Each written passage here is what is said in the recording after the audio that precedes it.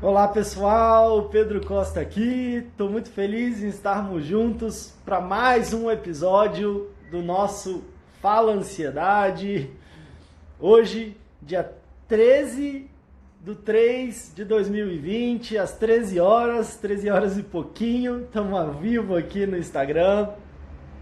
Hoje que é o 55º episódio do nosso Fala Ansiedade. Estamos testando aqui um horário, a gente já fez um horário mais ou menos de 1 da tarde no outro dia da semana. Vamos testar esse horário aqui de 1 da tarde na sexta-feira. O tema de hoje é um tema que eu acredito, e aí eu posso dizer até que infelizmente é um tema muito importante de ser trazido. É um tema que, se você é um ser humano, eu acho que vale a pena participar, vale a pena conversar, ouvir ou assistir esse episódio. Quero trazer algumas reflexões importantes, quero trazer questões relacionadas à minha experiência também como psicólogo, como terapeuta comunitário, tendo a honra e o privilégio de conversar com bastante gente também, mas como eu disse, esse é um tema amplo para qualquer ser humano que esteja me vendo e me ouvindo, ou só me ouvindo aí por algum aplicativo de podcast ou de música. Sejam muito bem-vindos, muito bem-vindas. O tema de hoje é sobre homoafetividade e ansiedade. A gente teve nos últimos 2 episódios transtornos de ansiedade em mulheres, então falamos de uma forma geral, um panorama geral do que pode estar trazendo ansiedade nas mulheres. Depois, na terça-feira, damos um panorama geral no que podia estar trazendo e contribuindo para o adoecimento relacionado à ansiedade nos homens. E hoje, de uma forma geral, e aí tanto para homens quanto para mulheres, eu quero trazer a temática da homoafetividade ou da homossexualidade. E aí, para esse tema, eu acho que serve muito um meme que vira e mexe e circula por aí, que é: às vezes eu preciso fazer terapia para lidar com as pessoas que precisavam fazer a terapia e não estão fazendo, né? Então eu acho que nessa situação, eu acho que esse meme então cabe muito bem. É claro que é importante a gente se responsabilizar e poder cuidar da gente, mas, como eu disse, infelizmente eu vejo esse tema com uma importância fundamental para a gente conversar, para a gente abrir a nossa cabeça, para a gente trazer compreensão, amorosidade, sensibilidade, respeito, e principalmente uma coisa que eu acredito que nos ajuda muito é justamente a gente poder conversar. Eu quero inclusive honrar aqui, eu fico fazendo as contas, às vezes eu me achando um pouco velho, mas eu me acho muito novo ainda. Mas é porque, como eu comecei a trabalhar com a terapia comunitária com 18 anos, e esse ano eu faço 36, então metade da minha vida já tenho quase aí como terapeuta comunitário. Então, ao longo desses últimos 18 anos como terapeuta comunitário, ao longo dos últimos 13 anos como psicólogo, eu tive a honra e o privilégio de acompanhar, de ouvir, acho que de contribuir também no processo de autoconhecimento, de resgate da autoestima, de fortalecimento pessoal, de resolução de crises pessoais, de muitos homens e mulheres que se percebiam tendo desejo, atração e afeto por pessoas do mesmo sexo. E para mim isso foi de fundamental importância. Quero honrar e muito agradecer, e me percebo de verdade como um grande privilégio que eu tive na minha vida, principalmente para me ajudar a desconstruir preconceitos que a gente traz mesmo sem saber. Preconceitos que a gente traz, como eu falei também nos últimos 2 episódios, de forma tão estrutural. Às vezes a criança ela aprende a xingar alguém, um xingamento com uma conotação de orientação sexual, antes de saber o que aquilo quer dizer. Então é como se a gente trouxesse um preconceito de uma forma tão incipiente na nossa vida, que a gente reproduz sem mesmo saber. Às vezes a gente se sente ofendido, ou quando quer ofender alguém, a gente fala sobre questões relacionadas à sexualidade, à afetividade, mesmo sem antes nem ter noção do que é aquilo. E aí, ao perceber, a gente vai reproduzindo e vai trazendo algo que às vezes pode ser no nível de um desejo de ofender, pode ser no nível de algo de um bullying, ou às vezes algo até num nível de que pra gente pode ser uma brincadeira, eu tô ali, tô sacaneando, tô brincando, mas que infelizmente é uma questão que ainda hoje traz muitas dores, muitos sofrimentos. Então eu acho que é algo muito importante da gente se falar. Matheus está perguntando aqui, o tema de hoje é homoafetividade e ansiedade. Quero falar sobre alguns fatores sociais, familiares e pessoais que podem estar contribuindo para pessoas que se percebem atraídas, desejando, se relacionando com pessoas do mesmo sexo, infelizmente enfrentam e às vezes podem estar aumentando o nível de ansiedade, chegando a um ponto de adoecimento emocional relacionado à ansiedade por toda uma questão de fatores aí, como eu falei, sociais, familiares, pessoais também. Eu quero dar um oi geral aqui pro pessoal, né? Muita gente entrando, acenando aqui. Como eu digo, se vocês apertarem o coraçãozinho e até podem me sinalizar se vocês estão me vendo bem, me ouvindo bem, de o nome de vocês, qual é a cidade ou estado que vocês estão falando, isso tudo vai me ajudando aqui a gente a se comunicar e vai ajudando o Instagram também a compartilhar esse conteúdo. E é claro que se você estiver em alguma outra rede ou ouvindo em outra rede, você pode seguir ou curtir no YouTube, deixa seu comentário e se inscreve ali no canal, clica no coraçãozinho para receber os próximos vídeos. Mas eu vou dar um oi geral aqui. Olá, Cleiton, Adriana, Tauana, Márcia, Marisa, Thay, Luciene, Dani, Andri, Robinho, Matheus, né, que eu falei agora, Jéssica, Marina Rodrigues, Ana Paula, Osmar, Evaneide, Anaíla, Isis, legal, um monte de gente entrando aqui. Bom, gente, o Josimar falando aqui que é de Guarulhos, São Paulo, legal. A Adriana do Pará, olá Simone, que bacana. Bom, gente, então vamos entrando aí no assunto. A Gabriele, Cirlei. Ah, não, na verdade o Gabriele, né? Denise. Bom, gente, o Robinho falando que é João Pessoa, da Paraíba, legal.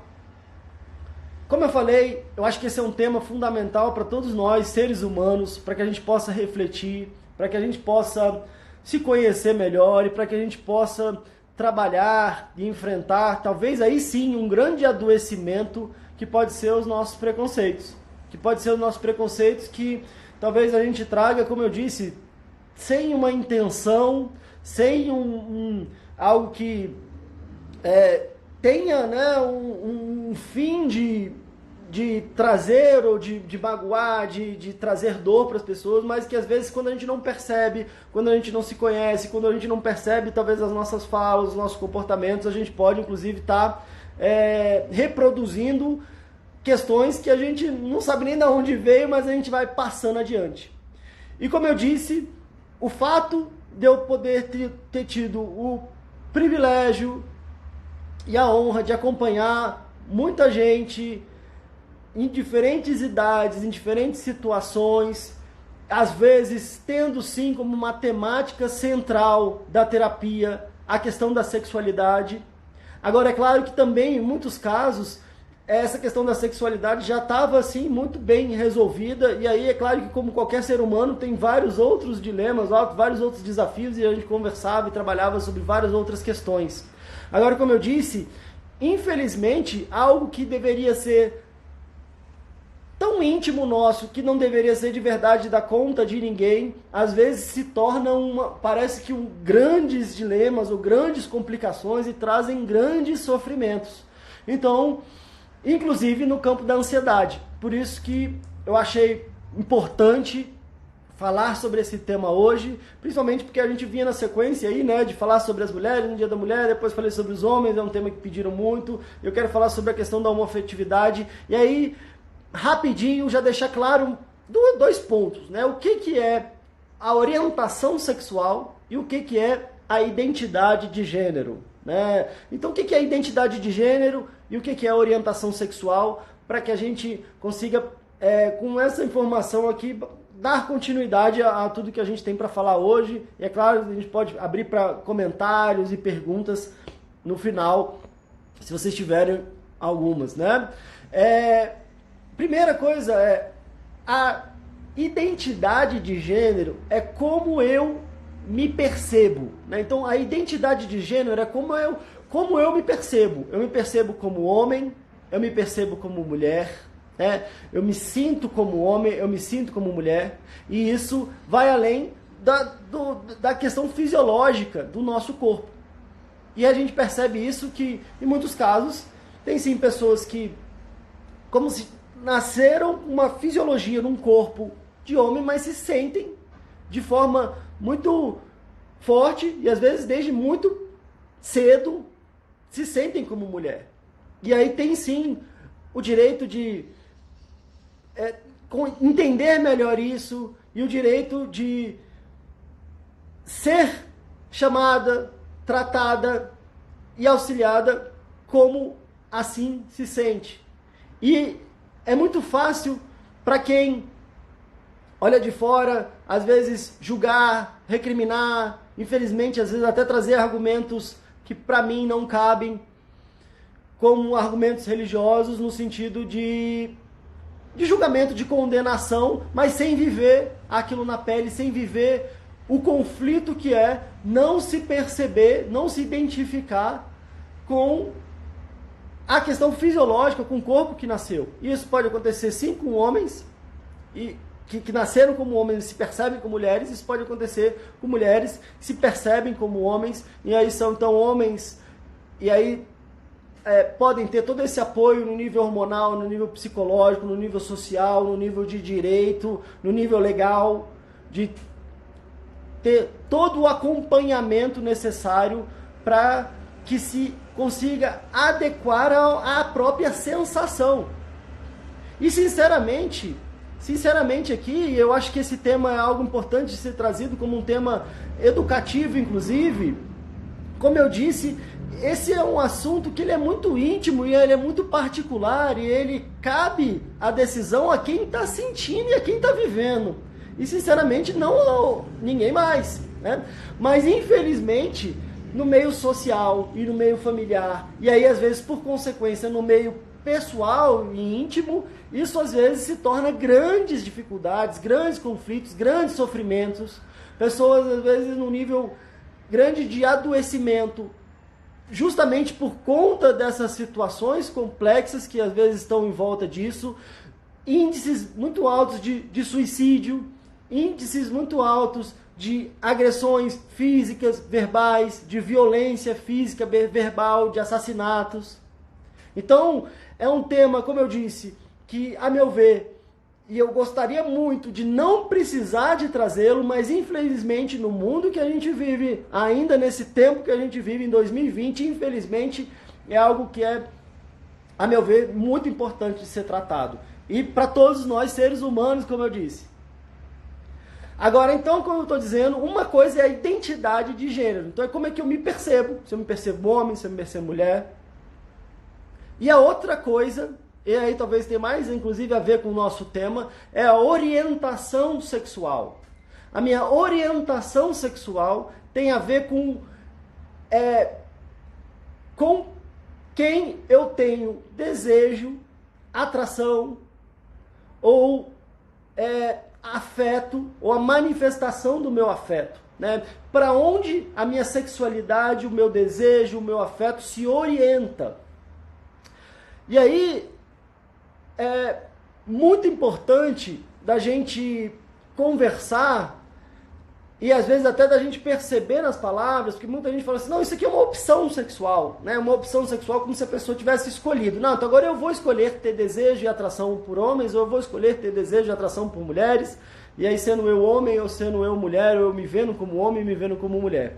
A grande questão é que, se independente se você é homem, se você é mulher, E independente de quem você sente desejo ou atração, imagino eu que você há de convir comigo que não é uma coisa que você está escolhendo, não é uma coisa que você está tendo como uma opção, mas é uma coisa que você percebe uma orientação, você percebe que você sente desejo ou atração por homens, ou você sente desejo por atração, ou tem atração por mulheres, ou às vezes você tem atração e desejo por homens e mulheres.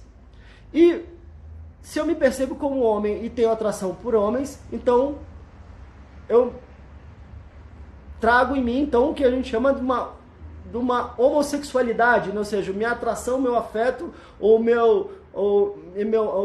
homoafetividade, né? Ou seja, minha atração, meu afeto é direcionado a pessoas do mesmo sexo. Ou heterossexualidade, se a minha atração, o meu desejo e o meu afeto é direcionado ou orientado a pessoas do sexo oposto. E bissexualidade, se por acaso a minha orientação, o meu desejo, o meu afeto, minha sexualidade é direcionada a pessoas, a ambas as pessoas, sejam do mesmo sexo e sejam do sexo oposto. Agora, dito isso, né, eu acho que talvez dê para esclarecer um pouco, são duas coisas diferentes, o que é então identidade de gênero e o que é orientação sexual. E, de novo, como perguntaram aqui, não tem a ver com escolha? Pois é, Luiz, é exatamente isso que eu estou trazendo, não tem a ver com escolha. E eu não estou dizendo isso da boca para fora, eu não estou dizendo isso do que vem na minha cabeça, eu estou dizendo isso acompanhando e tendo a possibilidade de conversar com muitas pessoas e que, obviamente, talvez até para você, eu não sei se você percebe a sua atração, o seu desejo e o seu afeto como você escolhendo, mas como algo que vem de você. Até porque, conversando tanto com muitos homens e com muitas mulheres, às vezes a gente nem consegue escolher quem a gente tem afeto ou atração. Às vezes eu estou apaixonado ou apaixonada por uma pessoa que às vezes eu nem queria estar apaixonado. E isso até independe da questão do gênero, se é homem ou se é mulher. Às vezes da pessoa, sei lá, que de repente é comprometida, ou às vezes tem um outro relacionamento, ou às vezes não é correspondido, mas eu naturalmente tenho aquela atração. E às vezes isso começa inclusive muito cedo. Às vezes ali na adolescência, na pré-adolescência, quando a gente vai descobrindo às vezes os nossos desejos e a gente vai sentindo atração. E aí, talvez esse que seja um ponto importante da gente trazer, justamente porque, como eu disse, e a meu ver, esse seria um tema que é tão particular de cada um e que deveria ser tão particular de cada um, que eu desejo muito ver, eu espero que minhas filhas vejam e vivam, ou os meus netos, minhas netas vivam no mundo, que isso não seja mais um tema de discussão de outras pessoas além das próprias pessoas, aonde eu não seja julgado, onde eu não tenha medo de manifestar o meu afeto, minha amorosidade por conta do que eu sinto. Mas como eu disse, infelizmente esse é sim um tema importante de ser conversado. E aí vamos entrar assim na temática da ansiedade. E às vezes da temática da ansiedade num contexto familiar. Às vezes na temática da ansiedade num contexto mais amplo, num contexto social. E eu acredito muito que esse contexto social e esse contexto familiar contribui muito para um nível pessoal e individual, às vezes de ansiedade, às vezes de dificuldade de autoaceitação, dificuldade de autoestima, e às vezes desenvolvendo processos sérios de ansiedade, de depressão, como eu falei, de vários casos relacionados à questão relacionada a suicídio, por exemplo. Porque aí, e é claro que, como eu falei, quando a gente estava falando sobre a questão das mulheres e dos homens, e agora, hoje também, quando a gente tem um tempo específico aqui para falar, e quando a gente traz um tema, é claro que é sempre um risco de parecer como se eu estivesse generalizando, né? Então, mulher é tudo igual, homem é tudo igual, ou então, então o gay, todos os gays são iguais, todas as lésbicas são iguais. E é claro que não tem nada a ver com isso. E como eu estou dizendo, às vezes a questão da nossa sexualidade, da nossa afetividade, é um pequeno recorte da nossa vida. É uma pequena faceta da nossa vida. A nossa vida ela é muito complexa e envolve tantos outros fatores que a nossa sexualidade deveria, a meu ver, ser um pequeno detalhe íntimo que tem a ver comigo, com quem eu quero me relacionar e com quem quer se relacionar comigo e ponto. Infelizmente, isso vira um tema que comove, às vezes que preocupa, às vezes que traz dor, que traz julgamento, que traz sofrimento, que traz preconceito, que traz violência e que traz adoecimento emocional. E como eu disse, às vezes muito pautado em preconceitos e ignorância no sentido do desconhecimento que a gente vai trazendo, que a gente vai incorporando de medos, de às vezes dificuldades de lidar com a própria afetividade, com a própria amorosidade. Nesse âmbito familiar, né, o que eu percebo é que às vezes muita gente que às vezes se percebe às vezes ali na adolescência, na pré-adolescência, tendo desejos e afetividade numa direção que talvez não seja a direção mais usual, mais aceita, né, que é a heteroafetividade ou a heterossexualidade, é como se a pessoa não pudesse ser ela mesma. E talvez o nível de sofrimento, como se ela tivesse que engolir aquele sentimento, como ela tivesse que fingir ser quem ela não é. Ela tivesse que fingir não sentir o que ela sente. Ou como se ela não pudesse manifestar o que ela sente. E aí, como eu disse, ao poder, de forma mais íntima, num processo terapêutico, como psicólogo, conversar com muitas pessoas que trazem, às vezes, essa dificuldade em casa, e às vezes essa sensação de que, poxa, se eu falar para o meu pai, ou se eu falar para minha mãe, que eu tenho desejos ou atração por pessoas do mesmo sexo, eles vão me expulsar de casa, eles vão me bater, eu não posso falar enquanto eu não conseguir me virar sozinho. Às vezes isso é trazido ou é visto como um grande pecado, como um grande julgamento pela pessoa que eu sou. Então eu não sou uma pessoa boa porque eu tenho sentimentos ou afetividades que eu não escolho ter. Então é como se eu, por ser quem eu sou, eu não sou aceito, eu sou julgado, e às vezes no âmbito do seio da minha própria família, no meu núcleo familiar. Às vezes é como se eu tivesse, e aí muita gente traz isso, né? Quer dizer, o peso que é eu ter que me conter em relação a como eu naturalmente gostaria de falar, naturalmente que eu gostaria de me expressar, como eu gostaria de me expressar, como eu gostaria de falar. O que eu gostaria de falar, com quem eu gostaria de falar, de me relacionar, e é como se eu tivesse que conter isso tudo, por isso não ser socialmente aceito, ou na minha família isso não ser aceito. Então é como se eu tivesse que manter o tempo inteiro um nível de atenção, de rigidez, de controle, de não ser quem eu sou. Eu não posso mostrar quem eu sou. Ou eu tenho um grande medo, uma grande insegurança de que se eu falar o que eu sinto, de que se eu falar do que está se passando no meu universo interno, eu vou ser rechaçado, eu vou ser expulso de casa, eu vou sofrer agressão, eu vou sofrer violência.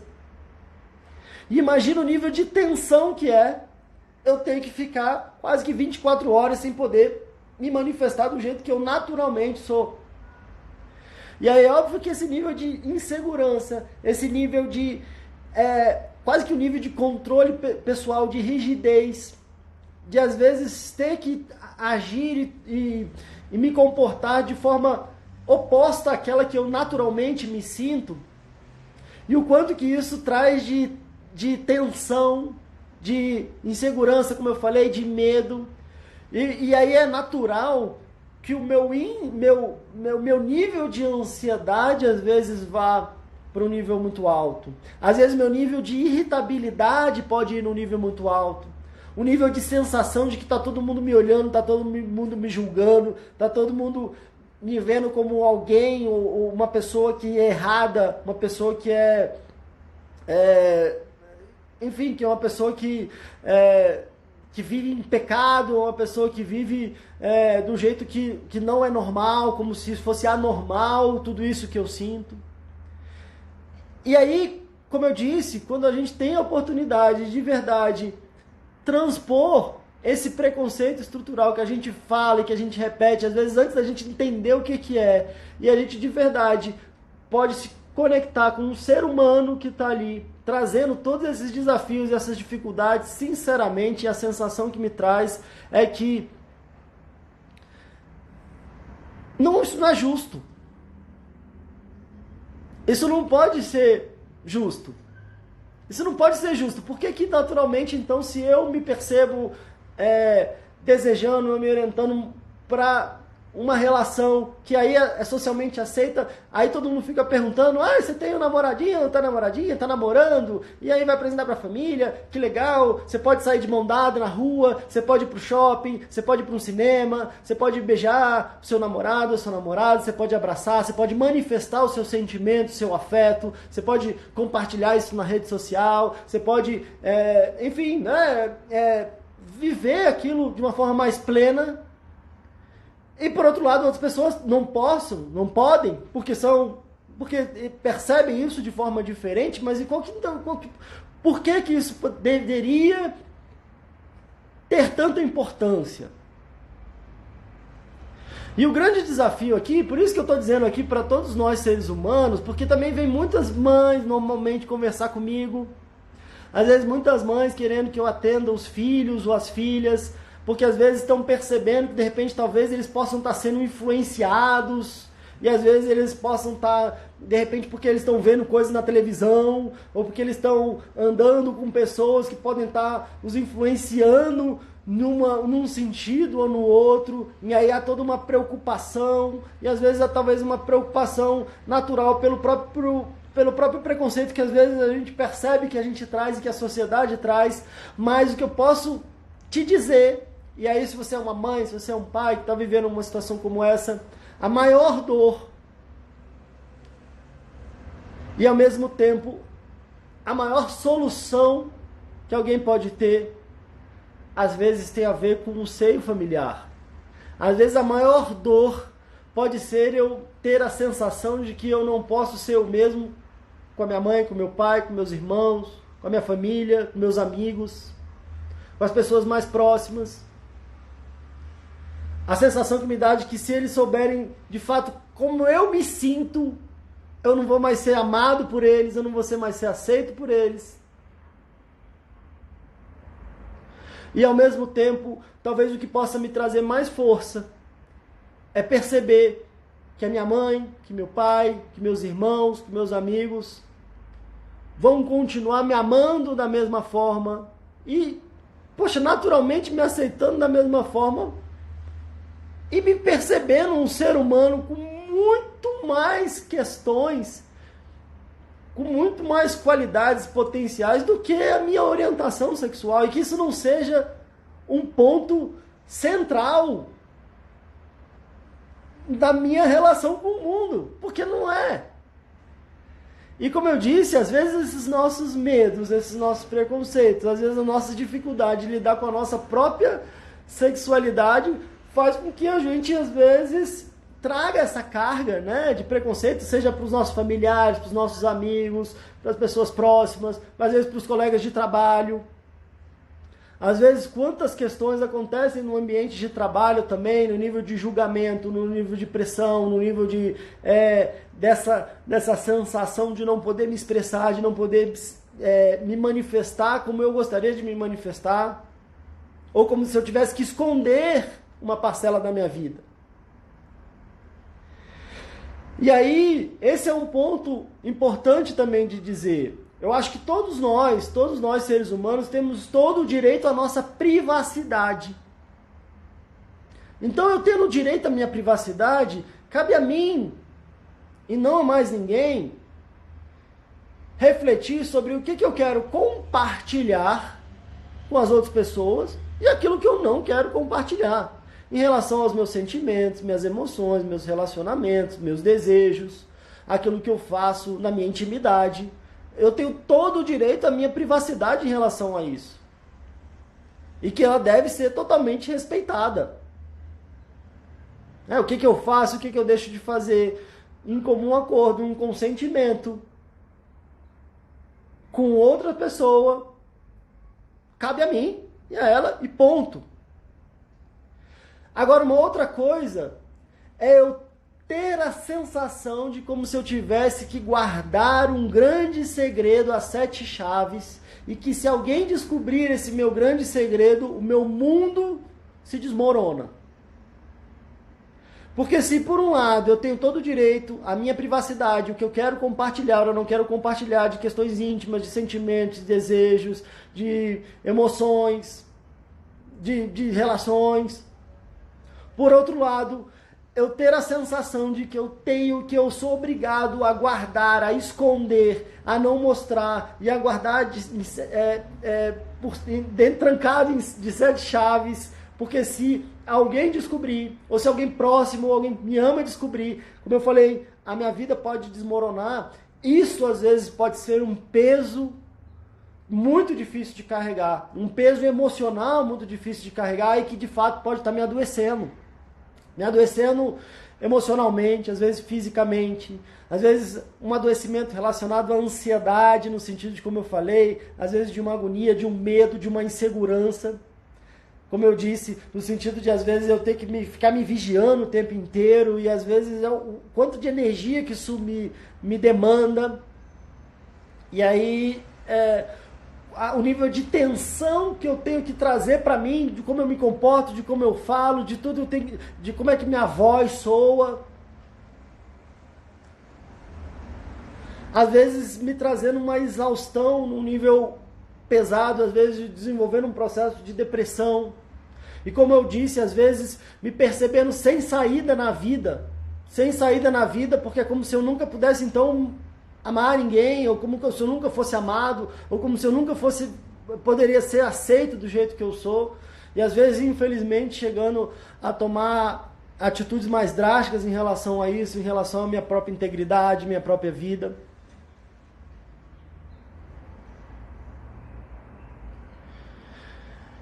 Às vezes, como eu digo e falo muito, diariamente pessoas vêm falar comigo, trazendo situações às vezes complicadas que viveram na infância, na adolescência, e o peso que essas situações lá de trás ainda tem na minha vida adulta, seja por uma questão ou outra, por uma característica ou outra. Talvez eu tenha sofrido uma crítica sistemática, uma violência psicológica, às vezes violência física, um bullying na escola, na minha família, e o quanto que isso às vezes é pesado de lidar, o quanto que isso às vezes requer todo um trabalho emocional, todo um processo de ressignificação, de cura, de fortalecimento, de resgate da minha autoestima.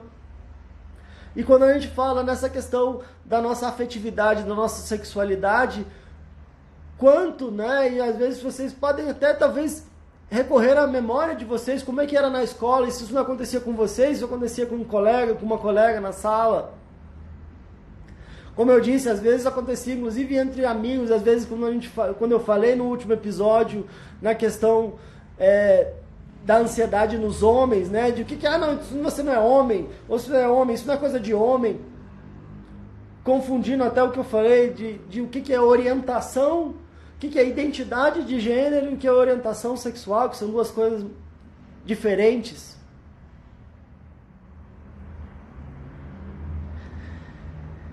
E aí, gente, como eu disse, eu acho que esse é um tema importante, eu acho que esse é um tema educativo. Eu de verdade não queria me furtar de trazer esse tema, até porque às vezes a gente vive diferentes momentos, de aceitação, de acolhimento, de compreensão, de julgamento, de crítica, de condenação, de incompreensão e de criticar uma situação que eu não vivi, que eu não senti, que eu não passei, simplesmente porque eu acho que é a minha opinião, e eu acho que eu tenho o direito a dar a minha opinião, mesmo que esteja ofendendo, mesmo que esteja machucando alguém, mesmo que esteja humilhando alguém num nível muito sério. E eu acho que conversar sobre esse tema, como eu disse, e é claro que aqui de uma forma livre e aberta, é possível que a gente traga um nível de autoconhecimento e de percepção e de avaliação daquilo que a gente reproduz, daquilo que a gente não reproduz, no nível de compreensão e às vezes até de auto-perdão, mas de mudança de postura, de mudança de visão, de mudança de comportamento. Principalmente porque, como eu falei, nessa questão então da sexualidade é algo que é algo tão íntimo, né?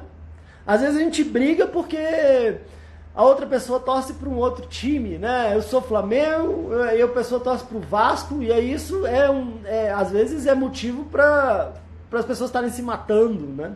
Isso é motivo para de repente eu estar me percebendo tão diferente do outro, que como se essa vida do outro, o sentimento do outro valesse menos do que a minha, pelo fato dele torcer para um outro time, dele morar em outro país, dele morar em outra cidade, dele ter alguma diferença relacionada a mim, que eu acredito de a gente não ser igual, inclusive nas nossas diferenças. E o quanto que eu acho que é libertador perceber e ir diluindo e trabalhando esses preconceitos que naturalmente a gente traz, e talvez a gente possa ser um agente de transformação, né? Um agente de transformação não necessariamente trazendo de forma contundente bandeiras, mas naturalmente no nosso comportamento, daquilo que a gente reproduz, daquilo que a gente não reproduz, daquilo que a gente não aceita, talvez, ou que a gente não precise aceitar, ou que a gente não precisa achar bonito, ou achar engraçado, ou às vezes até percebendo, puxa, eu achava bonito, ou achava engraçado, mas agora eu vejo que isso talvez esteja trazendo tanto sofrimento para algumas pessoas, que talvez não seja mais tão engraçado assim, não seja mais tão bonito assim, pelo contrário. E aí eu acho que isso ajuda, como eu disse, num processo no nosso autoconhecimento, no nosso processo de autoaceitação. Porque às vezes eu não estou aceitando o outro, se eu estou criticando o outro por alguma característica, por alguma questão, por alguma emoção, por algum movimento que esse outro manifesta, talvez eu não esteja também conseguindo me aceitar na minha plenitude, não consiga me aceitar nas minhas diferenças. Às vezes eu esteja travando uma guerra interna para parecer ser igual, para seguir um certo padrão, ou para seguir o que eu acho que os outros vão gostar de ver. E às vezes eu me perco de mim mesmo. E aí às vezes eu faço um esforço danado para as pessoas gostarem de mim, sendo quem eu não sou de verdade. E aí até quando as pessoas gostam de mim, eu me sinto... eu não consigo absorver esse sentimento, porque eu falo, mas não estão gostando de mim, estão gostando do que eu criei em volta. Não da minha essência, porque a minha essência eu acho que ela não é digna de ser manifestada. E ao mesmo tempo, como a minha intenção é sempre trazer um caminho, algo propositivo do que é possível a gente se fazer em relação a essas questões. E aí eu quero dedicar esses minutinhos a isso e quero abrir, se você tiver alguma pergunta, algum comentário, fique à vontade de trazer. Mas eu quero dizer que um caminho importante, seja se eu estou percebendo os meus sentimentos, a minha sexualidade, a minha afetividade, eu estou tendo dificuldades de lidar com isso, ter uma ajuda psicológica, ter um acompanhamento psicológico pode me ajudar bastante. A gente teve aí há um tempo atrás toda uma discussão que foi desafiadora até, mas a gente tem isso muito claro no nosso Conselho Federal de Psicologia, de que não existe essa história de cura gay. Ou seja, então a ideia de buscar um psicólogo, ou querer encaminhar para um psicólogo, para uma psicóloga, o seu filho ou filha, ou a si mesmo, para que você tenha como se fosse uma cura, e simplesmente não tem cura, porque isso não é um adoecimento. Mas que eu possa ter um trabalho de autoconhecimento, um trabalho de conseguir lidar melhor comigo mesmo, com meus sentimentos, com as minhas emoções, conseguir lidar melhor com talvez algum tipo de pressão, algum tipo de conflito que eu tenha, que eu perceba nas minhas relações, nos meus vínculos, como é que eu trabalho a minha autoestima, minha aceitação. Se por acaso, às vezes, há uma situação na minha família ou de alguém que eu amo, às vezes eu buscar uma ajuda para trabalhar também os meus próprios sentimentos e às vezes conseguir perceber talvez o nível de importância que isso tem ou não tem e o quantas outras coisas são muito mais importantes para que a gente consiga botar na balança o peso que a gente está dando para a sexualidade, para a afetividade do outro, e às vezes seja um espaço para a gente conseguir refletir, olhar para a nossa própria afetividade, para a nossa própria sexualidade, e talvez conseguir estar melhor resolvido com isso. Até porque, como eu falei, talvez é uma decisão tão íntima, mas ao mesmo tempo é algo que é um componente muito forte da nossa vida. O ser humano é um ser relacional. E eu até brinco, por também ter tido muita experiência no consultório, que se a pessoa às vezes ela não está num relacionamento, às vezes ela fica buscando, ela fica desejando se relacionar com alguém. Mesmo que quando ela esteja num relacionamento, ela esteja tendo conflitos e dificuldades com quem ela está se relacionando. Claro, também por questões de bagagens que a gente traz, por referências de relacionamento que a gente teve dos nossos pais, por referências que a gente teve dos nossos próprios relacionamentos que foram bem ou mal sucedidos, pelas dores e pelo grande relacionamento que é balizador disso tudo, que é o nosso relacionamento com a gente mesmo. De como é que está o nosso nível de auto-amor, de auto-valorização, de auto-aceitação. No sentido de quanto que a gente está tranquilo, está bem com a gente mesmo. E com os nossos sentimentos. E aí, naturalmente, talvez a gente vai conseguir ter um respeito maior, uma compaixão maior, e no mínimo um respeito maior pelas diferenças e pelas outras pessoas. A Cirlei está dizendo aqui, eu passo por esse problema com talvez seja sua filha, né? Ela gosta de outra menina e eu não sei como lidar com essa situação. É muito difícil aceitar. Bom, Cirlei, primeiro então quero te agradecer por você ter compartilhado isso aqui com a gente. Esse é um grande passo. Perceber tudo isso que eu falei, talvez por que isso é tão difícil de se aceitar, sua filha, né? Imaginei, por que isso é tão difícil de se aceitar? Eu acredito que um caminho importante é o caminho do diálogo, de poder conversar, de poder se trabalhar nos seus sentimentos e nas suas emoções para entender o porquê que eu não estou conseguindo, talvez, aceitar ou assimilar essa situação. Será que às vezes eu ouço muitos pais falando, mas eu tenho muito medo de como é que o mundo vai tratar minha filha ou meu filho? Isso pode ser, sim, no mundo que a gente infelizmente atualmente vive, pode ser sim uma preocupação real. Mas então eu quero substituir essa preocupação por algo ainda mais fundamental, que é como é que você vai tratar o seu filho ou filha. Porque dependendo de como você tratar seu filho ou filha, ele ou ela vai estar mais fortalecido para encarar os desafios do mundo. E às vezes não encarar se escondendo, não encarar se percebendo só como uma vítima impotente, mas encarar como um cidadão, uma cidadã com direitos. E que consiga ter uma vida de qualidade, uma vida com respeito, com autorrespeito, uma vida com dignidade. E fundamentalmente, gente, o que eu estou falando aqui é sobre talvez uma das maiores diretrizes dos nossos direitos humanos, que às vezes podem estar meio em xeque com alguns discursos, mas que seja algo fundamental no sentido do direito, do respeito, da dignidade humana. Do direito ao respeito da dignidade humana, que eu acho que cabe a todos nós, seres humanos, trazer uma reflexão importante a isso. E se é algo, e se é uma questão que envolve quem a gente ama, acho que vale a pena todo um esforço, todo um trabalho, todo um entendimento de perceber que será que às vezes eu estou conduzindo e reproduzindo preconceitos que estão me possibilitando de ter uma relação com maior amorosidade, aceitação e respeito com as pessoas ao meu redor, comigo mesmo e principalmente com as pessoas que eu amo tanto, como eu tenho certeza que você ama a sua filha. E se tiver difícil, Sirlei, vale a pena de repente agendar um horário, poder conversar mais sobre isso, poder aprofundar isso com um psicólogo, com uma psicóloga.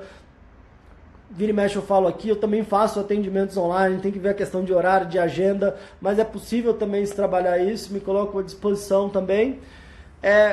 Mas eu torço que talvez também pelo que a gente conversou aqui, alguma coisa de reflexão possa te ajudar a ter, a conseguir trabalhar melhor, e conversar melhor e lidar melhor com essa situação com a sua filha. É o que eu desejo, tudo de bom para você, para ela, para sua família. A Josiane está falando aqui, né, como lidar com a rejeição com pessoas da própria família, isso abala meu psicológico. Pois é, Josiane, esse é um ponto desafiador e como eu disse, aí aquele meme que circula direto aqui cabe muito. Às vezes eu preciso fazer terapia para lidar com as pessoas que precisavam fazer terapia e não fazem.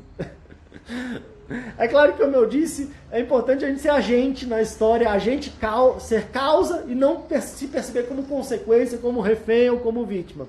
Mas é claro que é tão doído quando a gente não se sente aceito ou se sente acolhido pelas pessoas da nossa própria família, mas muito mais doloroso e insuportável é quando a gente não consegue se aceitar. Quando a gente começa a se rejeitar, como a gente começa a querer ser quem a gente não é, para talvez agradar ou para talvez ser aceito por quem está ao nosso redor. Então, ter um trabalho, e aí eu oriento sim a ter um trabalho de autoconhecimento, de fortalecimento pessoal, de resgate da sua autoestima,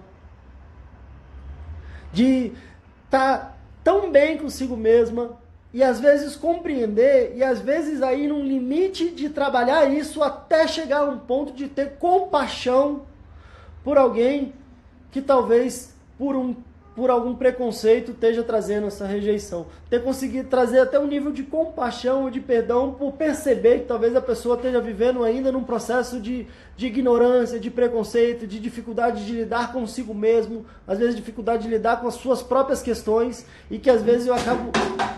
Opa, caiu uma garrafa d'água aqui. Eu acabo espalhando para o mundo aquilo que dentro de mim está cheio.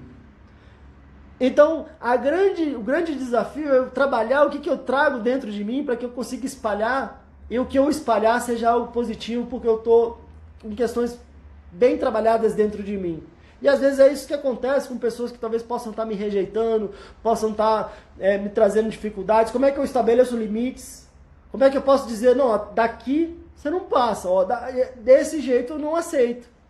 E aí eu posso, às vezes, talvez tenha que me afastar de alguma forma, ou às vezes eu tenho que me trabalhar e me fortalecer no ponto de que aquilo não me abale tanto, ou que eu tenha a convicção em relação a mim mesmo, meus sentimentos, minhas emoções. Às vezes isso pode me trazer uma grande sensibilidade, um grande poder pessoal, um fortalecimento pessoal que vai me ajudar, inclusive a ajudar outras pessoas que possam estar passando por situações semelhantes. E aí eu posso ter um outro nível de engajamento, de relacionamento, transformar às vezes as minhas feridas nas minhas competências, as minhas carências nas minhas competências em relação ao meu movimento para o mundo. Então, eu acho que seria mais ou menos isso, Josiane, e talvez um processo terapêutico pode te ajudar nesse movimento todo. O Eduardo está perguntando aqui como lidar com a baixa estima por ser gay. Eduardo, acho que seria mais ou menos isso que eu trouxe, né? Eu acho que um trabalho de autoconhecimento, um trabalho de resgate da autoestima, um trabalho de reconhecimento das suas capacidades, das suas potencialidades, às vezes uma compreensão, talvez ainda, de uma sociedade que de forma às vezes injusta julga a afetividade ou a sexualidade como se fosse julgar um ser humano por completo por uma questão muito íntima e muito particular e individual, inclusive de privacidade de cada um.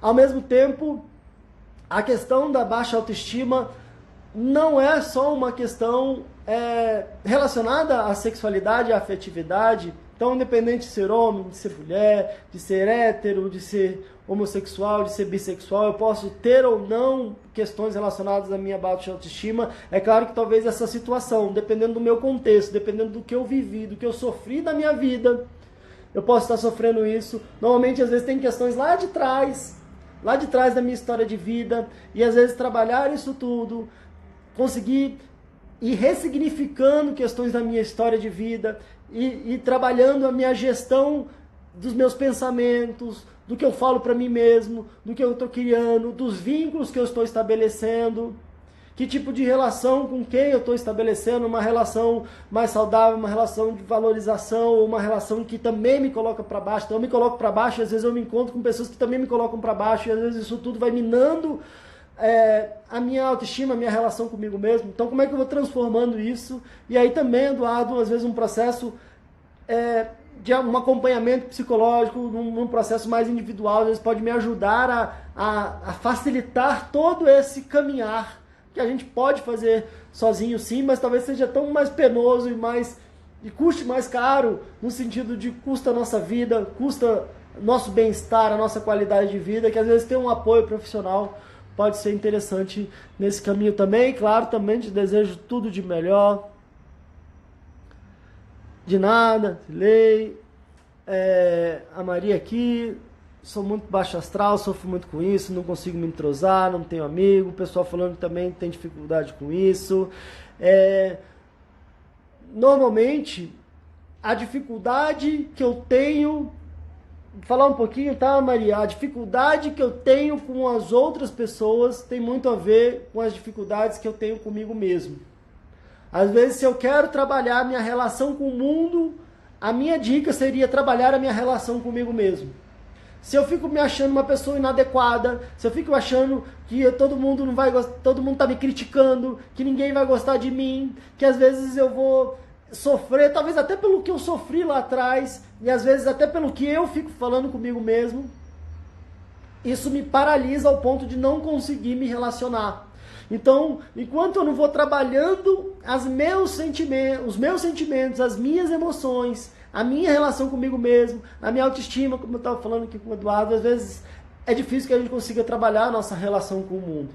É claro que a gente pode ir fazendo isso até de forma conjunta. Eu vou me entendendo melhor, eu vou conseguindo me amar, me cuidar melhor, e aí eu vou dando passinhos também em relação a encontrar novas pessoas. Às vezes eu tive experiências tão ruins com pessoas que eu acho que todo mundo vai me tratar como me trataram mal anteriormente. E às vezes sem perceber que hoje em dia eu sou uma outra pessoa, tenho outros recursos e eu estou encontrando novas pessoas. E eu posso encontrar pessoas às vezes que gostam das mesmas coisas que eu, então às vezes eu vou encontrar, às vezes buscar uma atividade, um exercício em grupo, ou que outras pessoas estão fazendo também, e aí a gente já tem uma afinidade de gostos, e aí a gente pode aos poucos ir percebendo que talvez as pessoas também são diferentes das que talvez as que eu tive experiências negativas lá atrás. Mas eu acho muito difícil isso acontecer se eu não trabalhar a minha relação comigo mesmo.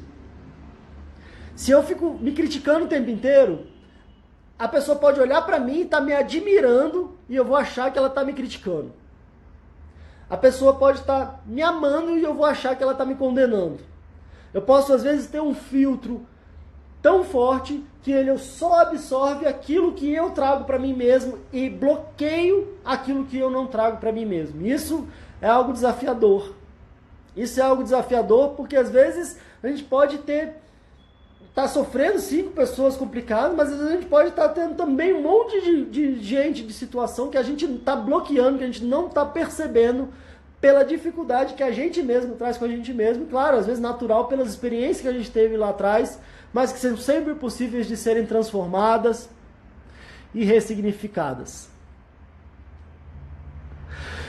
Bom, gente, realmente chegamos aqui ao nosso tempo. Agradeço a presença de vocês aqui no nosso horário de almoço. A Eugenia falou, né, eu só absorvo negativo. Então, é possível trabalhar isso. Acredito que é possível trabalhar isso. Um último comentário aqui, pergunta, a Erika falou, oi, boa tarde, o que mais me afeta nas crises é quando começa a faltar ar, batimentos e batimentos acelerados, tem alguma dica para ajudar a controlar isso?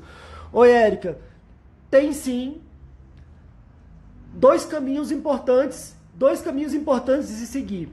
Quando você percebe que está vendo isso, essa falta de ar e o coração acelerado, é todo um mecanismo que está internamente relacionado há um movimento que é muito natural, que é preparar o nosso organismo para fugir ou para lutar. Mas se antes, na nossa vida, eu precisava de fugir ou de lutar, e aí esse mecanismo era muito útil, hoje em dia, só pela minha ansiedade, meu coração acelera, meu coração me dá uma sensação de falta de ar, porque às vezes eu fico hiperventilando, né? Ou senão eu tô tão tenso, travado, que minha respiração fica curta, e aí dá essa sensação de falta de ar. Então, dois caminhos importantes. Às vezes, nessa hora, eu buscar respirar fundo, eu buscar relaxar. Eu tenho no YouTube um episódio que só foi passando dicas do que fazer na hora da crise de ansiedade. Então você pode ou buscar aqui no meu YouTube, ou você pode, se você está no meu Instagram, é só apertar naquele link, Linktree, que tem ali embaixo do meu perfil, aí vai ver no meu canal do YouTube, busca lá, eu passo algumas dicas do que fazer na hora da crise de ansiedade.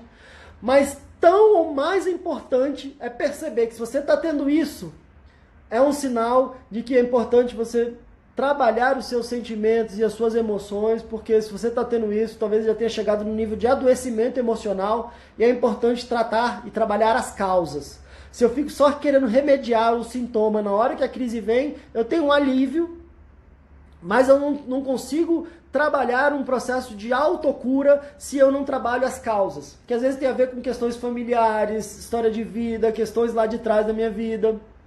E é isso que eu queria, inclusive, fechar com um jargão que, quando eu lembro, eu gosto de repetir, que é: se a gente trata os sintomas, que é isso, né? Falta de, o que eu estou sentindo? Se eu trato os sintomas, eu tenho um alívio. Se eu trato as causas, eu me curo. E é isso que eu desejo para vocês, não só tratar os sintomas, mas que vocês consigam se curar no sentido mais amplo da palavra, de ter qualidade de vida, de ter saúde, de ter bem-estar, de perceber que esses sintomas relacionados à ansiedade não nasceram com vocês, e não precisa morrer com vocês, você merece uma vida muito mais feliz, com muito mais bem-estar, e não que não vão ter crises na vida, mas às vezes para a gente se livrar da crise de ansiedade, a gente precisa aprender a lidar com as crises da nossa vida. As crises da nossa vida são naturais e às vezes vão fazer a gente crescer, se a gente consegue encará-las com uma perspectiva de crescimento, de desenvolvimento. E é isso tudo que eu desejo para vocês. Contem comigo, continuem seguindo o conteúdo, tudo de melhor para vocês. Agora eu realmente preciso encerrar aqui, porque senão o Instagram corta de uma vez a nossa live, já estamos praticamente a 1 hora aqui. Tudo de melhor para vocês, bom resto de sexta-feira, bom final de semana. Eu ainda não sei qual vai ser o próximo episódio, então fica ligado aqui no meu Instagram, é Pedro Costa _Fala Ansiedade, é por aqui que eu divulgo os horários, é por aqui que eu faço as enquetes. A gente tem no mínimo 2 lives por semana, tem post todo dia, vale a pena se conectar. Se você tem alguém que está sofrendo por essas situações, vale a pena também trazê-los para cá. Tudo de melhor para vocês. E até a próxima.